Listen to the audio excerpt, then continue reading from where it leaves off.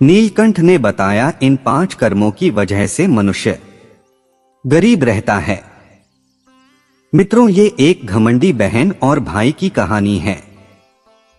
जय श्री कृष्णा मित्रों, स्वागत है आपका एक बार पुनः हमारी यूट्यूब चैनल अद्भुत ज्ञान गंगा में। मित्र, आज इस वीडियो में जो हम आपके लिए एक कहानी लेकर के आए हैं, ये कहानी बहुत ही ज्ञानवर्धक है और मोटिवेशनल भी है। अर्थात यह कहानी बहुत ही शिक्षाप्रद है।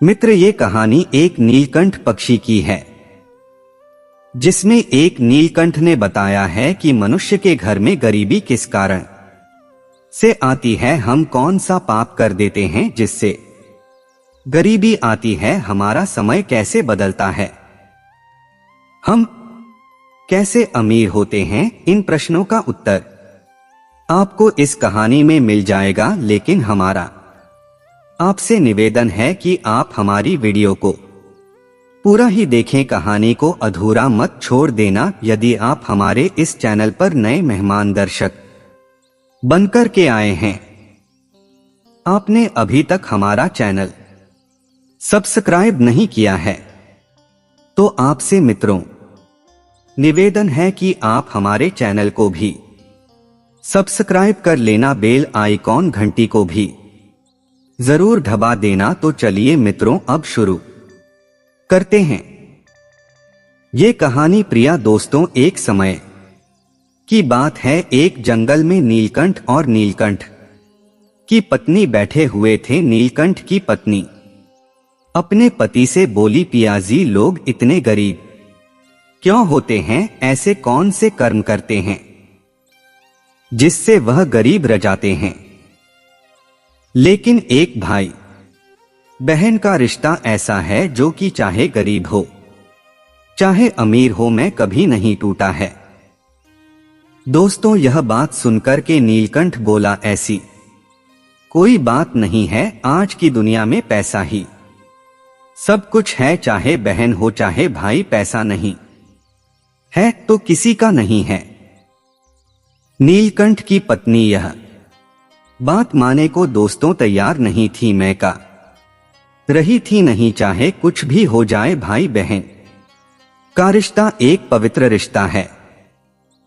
भाई गरीबी अमीरी नहीं देखा अपनी पत्नी की। दोस्तों, यह बात सुनकर के नीलकंठ बोला, ठीक है, तुम ही ये मेरी बात मत मानो, मैं तुम्हें एक कहानी सुनता हूं जिससे तुम्हें मेरी बात समझ में ए जाएगी। अब मेरी कहानी तुम ध्यान से सुनो। प्रिय दोस्तों, कभी नीलकंठ कहानी सुनने लगता है और उसकी पत्नी जो थी कहानी को सुनने लगती है। नीलकंठ कहता है, ह भद्रे, बहुत समय पहले की बात है। किसी गांव में एक गरीब किसान राहत था और उसकी एक पत्नी थी। उसके 2 बच्चे थे, एक लड़का एक लड़की। भाई अपने बच्चों से बहुत ही प्यार करता था। उसके लड़के का नाम रामू था और लड़की का नाम राधा था। उसकी लड़की में बहुत ही सुंदर थी। धीरे धीरे दोनों बच्चे बड़े होने लगता है। जब लड़की जवान हो जाती है तो वह बहुत ही सुंदर और सुशील होती है। जब उसका पिता अपनी लड़की की तरफ देखा है तो कहता है, जाकर के अपनी पत्नी से की है भाग्यवान, अपनी बेटी शादी के लायक हो गई है। अब मैं इसके लिए कोई अच्छा सा घर देखकर इसकी शादी कर देता हूं। दोस्तों, पत्नी ने कहा, ठीक है स्वामी, आप कहानी अच्छा सा घर देख लीजिए और अपनी बेटी की शादी उसे लड़के के साथ में कर दीजिए। भाइयों, भाई अपनी लड़की के लिए लड़का देखने के लिए जाता है और भाई पड़ोस के गांव में बड़े घराने में अपनी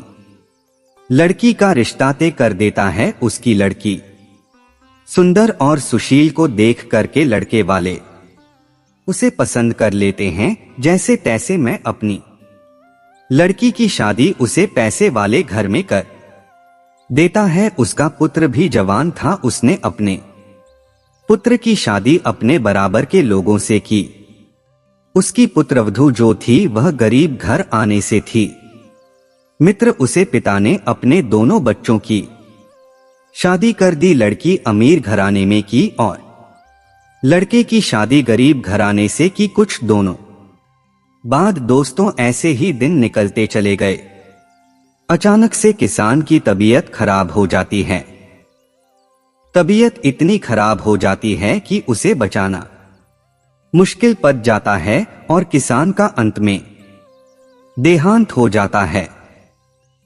उसके कुछ समय बाद उसकी पत्नी का भी देहांत हो जाता है। दोस्तों अब तो उसे लड़के के माता पिता दोनों इस दुनिया से जा चुके थे। पिता के खत्म होने के बाद कुछ दिन बाद उसकी लड़की राधा अपने ससुराल चली जाती है और इधर उसका लड़का और उसकी पुत्रवधू अपने खेतों में काम करके अपनी जीविका चलने लगता है। धीरे धीरे मित्र बहन तो पैसे वाले घर में ही थी, अब तो मैं पैसे वाले लोगों से ही मिलती है।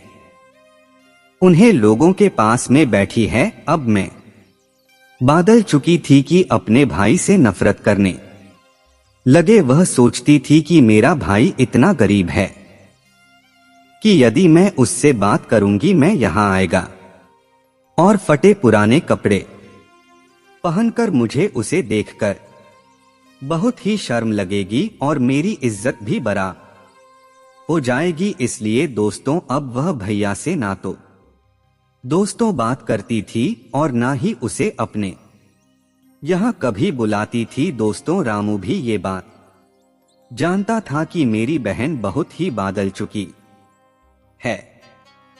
मैं पैसे वाले घर में पहुंच गई है, इसलिए उसे घमंड हो गया है। मैं मुझे नफरत करती है क्योंकि मैं गरीब हूं, इसलिए मैं भी यह बात जानता था और वह नहीं जाता था। उसे ही अच्छा नहीं लगता था। उसे उसकी बहन की बहुत याद की। उसकी बहन उससे बात भी नहीं करती थी।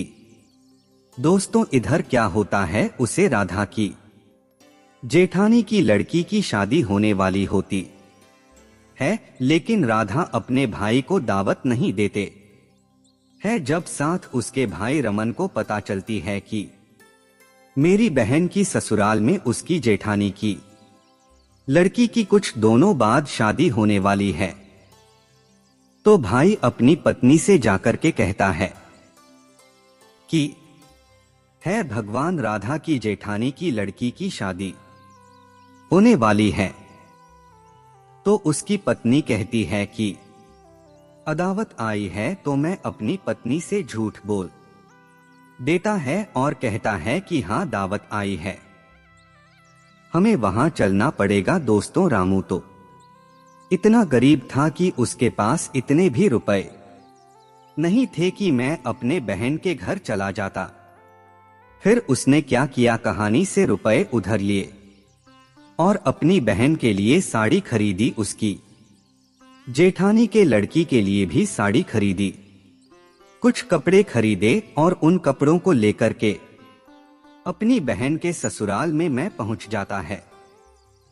इधर दोस्तों उसे राधा की जेठानी बाहर कुछ कम कर रही होती है, तो मैं राधा के भाई को जब आते हुए देखते हैं तो दौड़ते हुए राधा के पास में जाती है और कहती है कि हाँ राधा, हमारा भाई आया है, जल्दी चलो बाहर, तुम्हारा भाई इंतजार कर रहा है। राधा ने उससे पूछा कि दीदी मेरा भाई कैसे कपड़े पहने हुए, तो उसकी जेठानी ने बताया कि तुम्हारा भाई फतेहपुर आने और मिले कुछ ऐसे ही कपड़े पहने हुए हैं।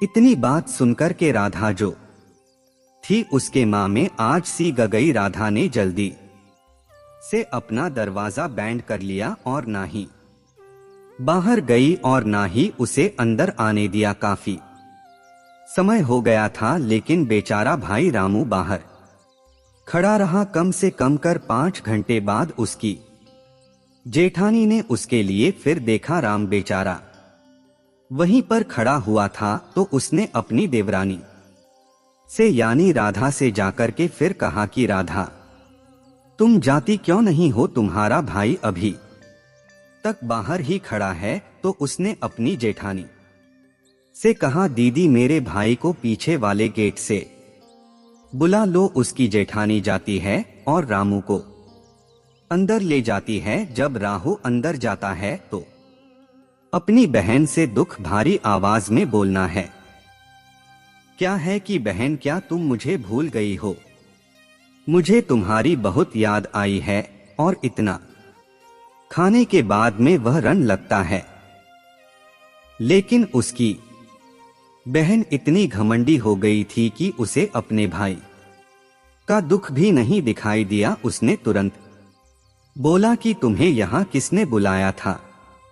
तुम्हें किसने दावत दी थी जो तुम ये गंदे गंदे कपड़े पहनकर मेरे घर चले आए? मैंने तो तुम्हें दावत दी नहीं थी, फिर भी तुम मुंह उठाकर के यहां चले आया। तुम्हें तो शर्म है ही नहीं, तुम्हें मेरी इज्जत का भी ख्याल नहीं है। तुमने यहां आकर के मेरी इज्जत को मिट्टी में मिला दिया। जो तुम्हें यहां फटे पुराने कपड़े पहनकर ए गई हो।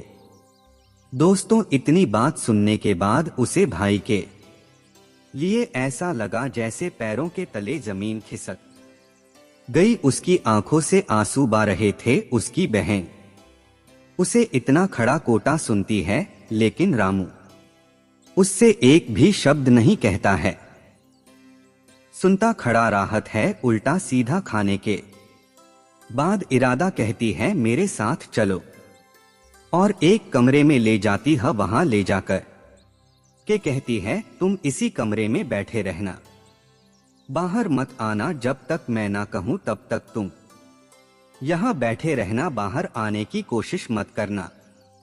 जवाब दिया, ठीक है बहन, मैं इसी कमरे में बैठा रहूंगा। राधा बोली, अगर तुम बाहर आए तो समझ लेना मेरी इज्जत खराब हो जाएगी। रामू ने कहा, ठीक है बहन, तुम जो। राधा जो थी बाहर से दरवाजा लगा करके चली जाती है और बेचारा रामू इस कमरे में बंद रहता है। और कम से कम 3 दिन हो जाते हैं रामू को उस कमरे में बंद हुए। बेचारा को बैठे हुए भूख से तड़पने लगता है। लेकिन उसकी बहन लौट करके उसे देखने भी नहीं आई है। तब उसकी हालत बिगड़ने लगती है, क्योंकि दोस्तों उसे 3 दिन हो चुके थे बिना कुछ खाए पिए हुए। दोस्तों, अब रामू की इतनी हालत खराब थी कि मैं वो धीरे धीरे गेट के पास आता है और उसने अंदर से दरवाजा खटखटाना शुरू किया। इधर दोस्तों राधा की जेठानी उधर से निकाल रही होती है। उसने देखा कि उसे कमरे में कोई बैंड है। उसने आवाज सुनी तो उसने गेट खोल। जब उसने गेट खोल तो उसने देखा कि राधा का भाई इसमें बैंड है। जब उसने उससे पूछा कि तुम्हें यहां किसने बैंड किया है, तो बेचारा भाई कुछ नहीं बोल पाया, मजबूर था। क्या कहता, क्या ये कहता कि मेरी बहन ने इसमें मुझे बैंड किया है। मैं कुछ नहीं बोला। मैं कहता है, बहन पता नहीं मुझे इस कमरे में बैठा करके चली गई। बाहर से दरवाजा पता नहीं किसने लगा दिया। राधा की जेठानी बोली, अच्छा। इतना कहकर रामू अपने घर के लिए चल देता है। चलते चलते रामू को रास्ते में चक्कर आने लगता है, क्योंकि दोस्तों उसने तो अपनी बहन के घर का 3 दिन से पानी भी नहीं पिया था। गर्मी इतनी तेज थी कि अब रामू को चलना भी मुश्किल हो रहा था। गर्मी की वजह से उसे इतनी जोर से चक्कर आने लगता है कि एक संग जमीन पर गिर जाता है। इधर दोस्तों कहानी से एक बुद्धि मां ए जाती है और उसे जमीन पर पड़ा देख करके अपनी गौड़ में उठा लेती है। उसका सर अपने गौड़ में रख लेती है और उसके सर पर हाथ घूमने लगती है। रामू को उसे बुद्धि मां कि गोदी में सर रखकर बड़ा आराम मिलता है। कुछ देर आराम करने के बाद जब रामू की आंखें खोल हैं तो वे देखा है कि मैं बुद्धि मां की गोदी में सर रखकर लेट है। मैं उठाता है और बुद्धि मां को प्रणाम करता है। मित्र नीलकंठ अपनी पत्नी से कहता है कि है प्रिया सुनो, मैं बुद्धि मां और कोई नहीं थी बल्कि देवी मां थी, क्योंकि रामू की पत्नी देवी मां की बहुत बड़ी भक्ति थी। नीलकंठ की पत्नी बोली, आगे बताइए पिया जी, आगे क्या हुआ? तो नीलकंठ बोला, फिर मैं रामू मां जी को प्रणाम करके आगे चल देता है। तभी बुद्धि मां रामू को रुकते हैं। बेटा कहाँ जा रहे हो और कहां से ए रहे हो? राम ने बुद्धि मां के जब ये शब्द सुन तो रामू ने बताया कि मैं अपनी बहन के घर से शादी में से आराम। तो बुद्धि मां खाने लगी, बेटा शादी में से आए हो और खाली हाथ आए हो, तुम्हारी बहन ने तुम्हें कुछ दिया नहीं है। इतना सुनने के बाद रामू ने कहा, मैं आपसे क्या छुपाऊं, आपने तो मेरी जान बचाई है। फिर राहुल ने अपनी बीती साड़ी बुद्धि मां को सुना दी। बुद्धि मां ने कहा, अच्छा चिंता मत करो, यहां से कुछ दूर पर मेरा बगीचा है, उसे बगीचे में खरबूजे, तरबूज और कड़ी लगी हुई है, तो उन्होंने तोड़ करके अपने घर ले जो, क्योंकि बेटा तुम्हारे घर पर तुम्हारी बीबी और बच्चे पूछेंगे कि शादी में से क्या ले हुए, तो बता देना कि मेरी बहन ने ये रख दिया है, तुम्हारी लाल बैठ जाएगी। दोस्तों वैसा ही भी रामू करता है, उसे बगीचे में खरबूजे, तरबूज और कड़ी रख लेट है और अपने घर की तरफ चल देता है। इधर दोस्तों जब मैं अपने घर पर आता है तो उसकी पत्नी और उसके बच्चे भागकर रामू के पास ए जाते हैं और बच्चे कहते हैं कि हमारी बाँ ने हमारे लिए क्या भेजो है।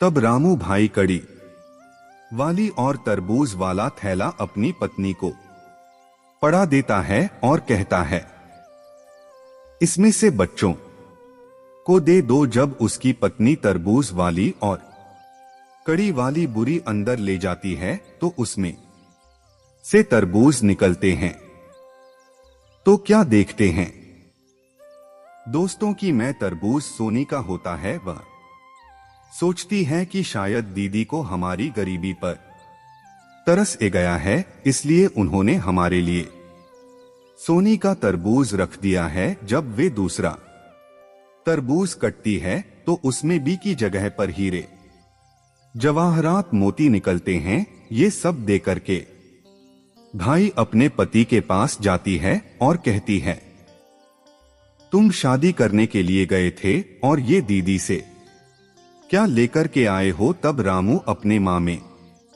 सोने लगता है, शायद मेरी पत्नी को तरबूज खरबूजे अच्छे नहीं लगे। मैं लड्डू की बात कर रही है, क्योंकि शादी में से लड्डू ले जाते हैं और लड्डू लेकर के मैं आया नहीं हूं, इसलिए मैं सब यह बात कर रही है। तो रामू अपनी पत्नी से लेट है कि जैसा बहन ने दिया था वैसा ही मैं ले आया हूं, मैंने खोल करके नहीं देखा उसमें क्या क्या है। कभी रामू की पत्नी रामू को अंदर ले जाती है और जब भाई अंदर जाता है तो क्या देखा है बात, तो सोनी के तरबूज और हीरे जवाहरात हैं। अब रामू समझ जाता है कि भाई और कोई नहीं, जो हमारी पत्नी देवी मां की पूजा करती है वही देवी मां हमें रास्ते में मिली हैं और उनकी ही एक कृपा है। लेकिन दोस्तों ये सोने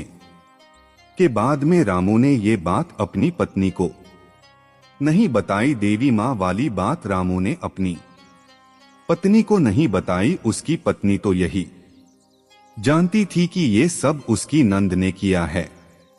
भाई अपनी नंद के लिए बहुत धन्यवाद देती है और कहती है कि नंद हो तो ऐसी भगवान हर किसी को ऐसी नंद दे, मैंने कुछ अच्छे कर्म किया होंगे जिससे मुझे ऐसी नंद मिली है।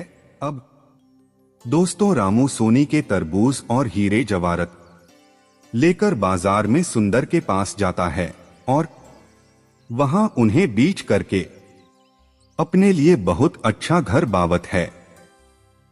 घर नहीं, राजाओं जैसा महल बावा लेट है। अब तो रामू की पत्नी बहुत ही अच्छे तरीके से रहने लगती है, अमीर तरीके से जिंदगी गुजरते लगती है। अब उन लोगों जिंदगी बहुत ही चैन की काटने लगती है। इधर दोस्तों, कुछ समय निकालने के बाद रामू की पत्नी रामू से कहती है, जी स्वामी, हम जो भी हैं अपनी नंद की वजह से ही हैं। बहुत समय हो गया है, नंद नहीं आई है। आप वहां जाइए और हमारी नंद को प्रेम से बुला लाई है। दोस्तों, रामू ने अपनी पत्नी को कुछ नहीं बताया और उसे कहता है, ठीक, मैं कल ही जाऊंगा और अपनी बहन को बुला लौंग। अगला दिन होता है, रामू तैयार होकर के अपनी बहन की ससुराल चल देता है। दोस्तों, रामू ने इतने अच्छे कपड़े पहने थे, ऐसा लगता था कि कोई राजकुमार है। फिर मैं अपनी बहन के ससुराल पहुंच जाता है और इस दरवाजे पर खड़ा हो जाता है। जी, पर मैं पहले खड़ा हुआ था। इधर दोस्तों, राजा की जेठानी अपनी देवरानी के भाई को आते हुए जब देखते हैं तो फिर से दौड़ती है और अपनी देवरानी के पास में जाती हैं और कहती है कि है राधा, तुम्हारा भाई आया है और दरवाजे पर खड़ा है। इतना सुनते ही राजा बोली, दीदी, मैंने आपसे कहा मैं भिखारी, मेरा भाई नहीं है। इतने में उसकी जेठानी बोली, अरे पूरी बात तो सुन लो, भाभी भिखारी नहीं है, कोई राजा महाराजा है। उसके पीछे कर सैनिक और रथ पर स्वर होकर के तुम्हारा भाई आया है। जब राधा अपनी जेठानी की यह बात सुनती है तो भाई गेट खोल कर देखते हैं। जब मैं अपने भाई को देखते हैं तो मैं डांग रजाती है और भागकर अपने भाई के पास में पहुंच जाती है और कहती है, भाई मुझे माफ कर दो, मुझे गलती हो गई है, मैंने तुम्हारी कादर नहीं की। लेकर बेचारा भाई अपनी बहन से कुछ नहीं कहता और कहता है, कोई बात नहीं बहन, तब हमारा समय ऐसा ही था, अब तुम हमारे साथ भी चलो, अपने पीहर चलो। राधा, तैयार हूं, तुम्हारी भाभी ने तुम्हें बुलाया है। दोस्तों, राधा तैयार हो जाती है और बहुत ही खुश होती है और अपने पीहर में पहुंचती है।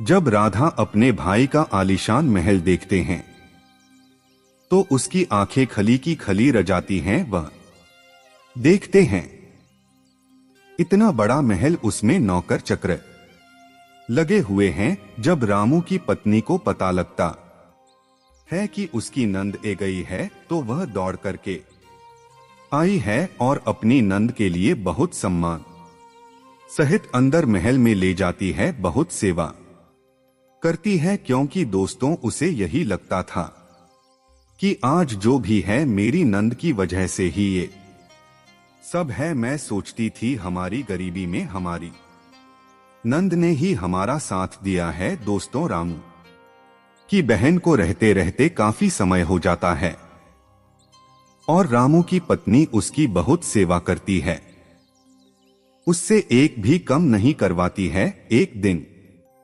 दोस्तों, रामू की बहन रामू से कहती है कि भाई, अब मैं अपने ससुराल जाना चाहती हूं, बहुत दिन हो गए हैं। रामू ने कहा, ठीक है बहन, हम तुम्हारी तैयारी कर देते हैं।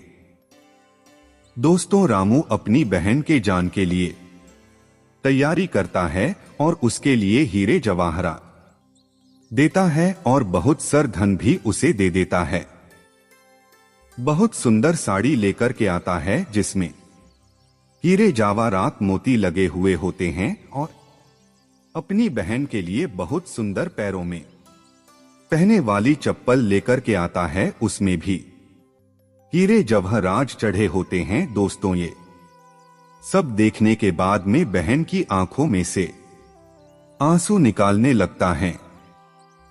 वह रन लगती है जब उसकी भाभी ने पूछा, दीदी आप क्यों रो रही हो, यह सब आपका ही तो है। क्योंकि दोस्तों, रामू ने कभी अपनी पत्नी के लिए यह नहीं बताया था कि यह किसकी कृपा से है, उसे कुछ नहीं पता था। उसकी नरेंद्र बोलती है, भाभी मैं समझी नहीं, आप कहना क्या चाह रही हूं। तब उसकी भाभी बोली, दीदी आपने ही तो सोने की तरबूज और हीरे जवाहरात अपने भाई को दिए थे शादी में। ये सुनकर के उसकी बहन चौंक जाती है और खाने लगती है, भाभी आपसे कोई गलती हुई है, आपसे कोई भूल हुई है, आपके लिए कोई गलतफहमी हुई है, मैंने तो हीरे जवाहरात नहीं दिए। ये सब सुनकर के उसकी पत्नी और दंड रजाती है, आपने नहीं दिए। जवाब दिया, हां भाभी मैंने कुछ नहीं दिया था। तब मैं रामू को बुलाती है और रामू कहती है, क्यों आपने तो बताया था कि यह सब दीदी ने किया है। कभी रामू कहता है, नहीं ये सब दीदी ने नहीं किया है, मुझे एक रास्ते में बुद्धि मां मिली थी जिनकी आप पूजा करती हो, दिन रात सेवा करती हो, उन्हें बुद्धि मां की कृपा से जो साथ साथ दे भी थी, उन्हें की कृपा से ये सब कुछ हुआ है। उन्हें ने मेरे लिए तरबूज और खीरे लिए थे, मैंने अपनी बहन की इज्जत के लिए, लाज के लिए तुम्हारे सामने झूठ बोल दिया और मैंने तुम्हें नहीं बताया। दोस्तों, अपने भाई के ऐसे शब्द सुनकर के बहन जो थी वहां पर गिर जाती है पछाड़ खाकर के और अपने कर्मों पर दुखी होने लगती है और बहुत रोती है। तब उसकी भाभी नंद के लिए उठा लेती है, साइन से लगा लेती है, आंसू को पूछ देती है और कहती है, नहीं आप मत रोइए, यह भी तो आपकी ही कृपा है। अगर आप हमारे पति के लिए जो आपके भाई हैं वहां से घर से नहीं निकलते, इस तरीका से इनकी नहीं करती, तो सारे देवी मां इस तरीका से ऐसी कृपा नहीं करती। इसलिए आपका एहसान है और मैं एहसान मानती हूं कि आप अपने घर से अपने भाई के लिए नहीं निकलते, तो मैं यहां तक नहीं पहुंच पाता और ये सब कुछ नहीं होता। इसलिए आपका बहुत बड़ा एहसान है। दोस्तों, भाभी के ये शब्द सुनकर के बहुत रोती है और फिर चेहरा पर थोड़ी खुशी भी आ जाती है। उसके बाद में बहुत सर धन दौलत हीरा जवाहरात मैं भाई अपनी बहन को देकर के और हंसी खुशी वहां से विदा कर देता है।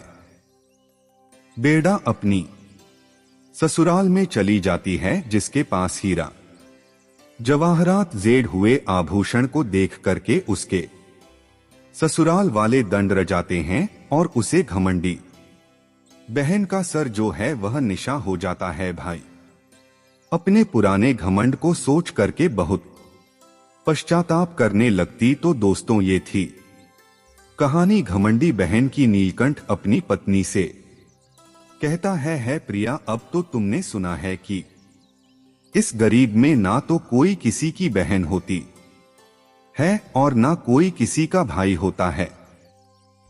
रिश्ता तभी तक चला है इस दुनिया में जब तक पैसा है, जब तक दौलत है। और अगर जी इंसान के पास में दौलत नहीं है, पैसा नहीं है, वे गरीब है, उसके घर पर खाने के लाले पड़ी हुई हैं, तो ना तो कोई किसी का भाई है, ना कोई किसी की बहन है। भाई बहन को नहीं मानती और बहन भाई को नहीं मानता। इस तरीका से ये रिश्ते जेबी तक चलते हैं जब तक पैसा है, और अगर पैसा नहीं है, मनुष्य गरीब है, तो ये रिश्ते भी नहीं चलते हैं। दोस्तों, अपने पति नीलकंठ की बात को सुन करके तब मैं उसकी पत्नी समझ जाती है आप सच का रहे हैं। फिर मैं नीलकंठ अपनी पत्नी से कहता है कि इंसान गरीब क्यों राहत है। इंसान के गरीब होने का कारण क्या होता है? आई हम तुम्हें इन 5 बटन के मध्य से बताते हैं, तुम ध्यान से सुनो। हमारी पहले बात यह है कि इंसान गरीब क्यों राहत है। मेरी पहले बात यह है, बात ज्ञान की है। कहानी मां तू मत भूल होती है अज्ञानता। निर्धनता का दूसरी बात प्रिया यह है समय भरोसे बैठता राहत सदा गरीब बिना कर्म बदले नहीं उसका कभी नसीब। और तीसरी बात प्रिया यह है नहीं गरीब से बड़ा है और कोई अभिशाप हासिल करके ज्ञान की कर लो दूर। अब आओ चौथी बात यह है, पैसों के बाजार में बादल गई तहजीब, धन दौलत से जुड़ रहे रिश्ते हुए कारी। और 5वीं महत्वपूर्ण बात यह है जो बहुत ही खास है, प्रिया दोस्त समय को दो नहीं बानो मजबूर करो गरीबी दूर। यानी यही 5 महत्वपूर्ण बातें हैं जिन कर्म से इंसान गरीब हो जाए। जी इंसान के अंदर ज्ञान नहीं, अज्ञानता है, वह निर्धनता का मूल कारण बन जाता है। गरीब ही राहत है, बिना कर्म किया हुए उसका कभी नसीब नहीं बादल सकता। क्योंकि इस पैसों की भारी बाजार में इस दुनिया में दौलत से ही रिश्ते जुड़े हुए हैं, गरीब से कोई रिश्ता नहीं करता। इंसान दोस्त समय को देता है और यही कारण है कि मैं गरीब राहत है नहीं है। और यही कारण से मैं फिर गरीबी ही रह जाता है। तो यही 5 कांच करण से ही तो दोस्तों, अगर ये नीलकंठ की 5 बातें और ये कहानी आपको अच्छी लगी है, पसंद आई है, तो कमेंट बॉक्स में जरूर बताना। हो सके तो अपने मित्रों के लिए भी इससे शेयर कर देना। अब क्षमा चाहते हैं, फिर मिलेंगे अगली वीडियो में किसी नई और चर्चा में। तब तक के लिए सब्सक्राइब बांधो एवं दर्शन भाइयों के लिए राधे कृष्णा। ओम नमः शिवाय। जय श्री राम। राधे राधे।